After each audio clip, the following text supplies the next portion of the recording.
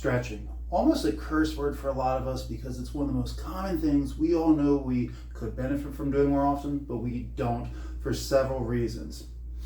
Hello everybody, I'm Dr. Michael Brandon here, chiropractor at Functionized Fit Clinic, right in Colts Neck, New Jersey. I just want to spend a couple of quick minutes talking about the most common types of stretching. There's 4 very effective methods for it. They each have their point and purpose, as well as 2 main varieties, meaning do-it-yourself versus assisted. And they have their own benefits with a little bit more pros, certainly going for the assisted method. But let's get right into it, give a couple of quick details about all of it to see how it can benefit you and just to differentiate why you might do one over the other. The first type of stretching is typically what we think about, the static stretching.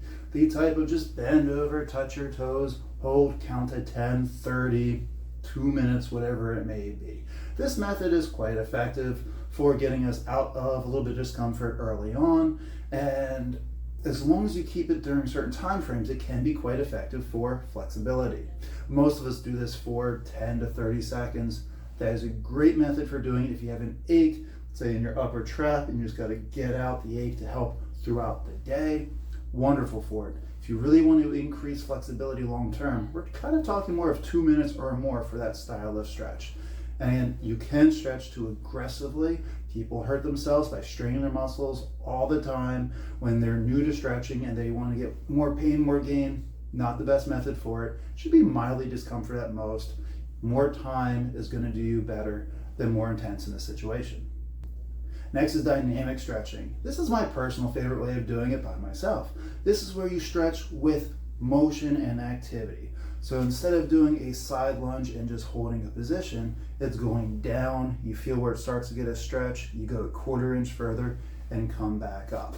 This method is quite safe to do on your own as long as, again, you don't push it too far. So if you're not confident or unsure, always have someone that's a competent medical practitioner or someone that's got a lot of experience with stretching to help out with you first, just so you don't overdo it. But this is a great one to integrate into beginning of workouts and warm-ups, and really help throughout the day as well when we feel like we're staying too sedentary. Then there's PNF and PIR stretching, which what these are neuromuscular facilitation stretches. What does that mean?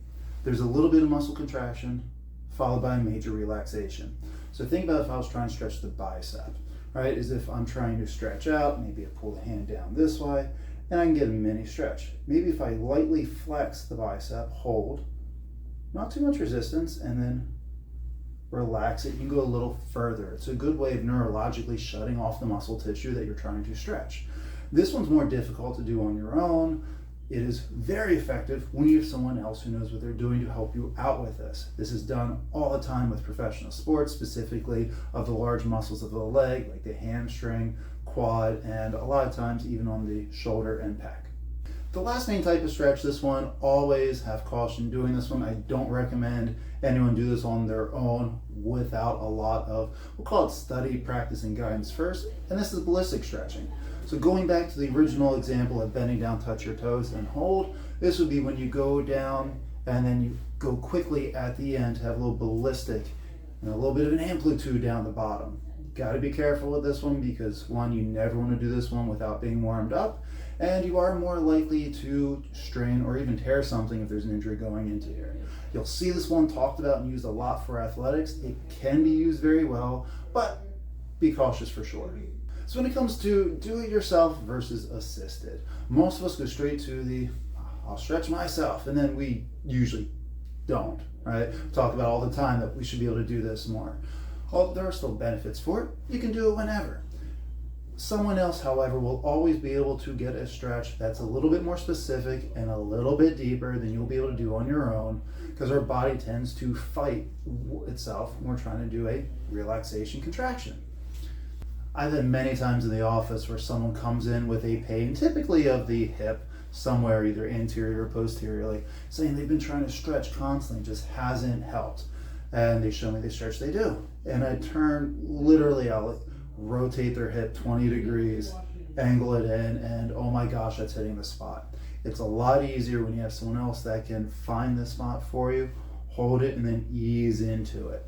Assisted stretching is something I love to have done before I compete. It takes a lot of the effort off of me and someone else, again, that knows what they're doing, can do it better even than I can to myself, because I can lay there and relax and not think about it. So if you guys ever feel like you need more information about stretching, either to do on your own or you're curious about what assisted stretching feels like, please do reach out to us. Put a comment down below, give us a call, and we'll gladly show you through the best ways to stretch. And we'll even have someone else go ahead and do an assisted stretch for you so you can see how beneficial it really can be for your health.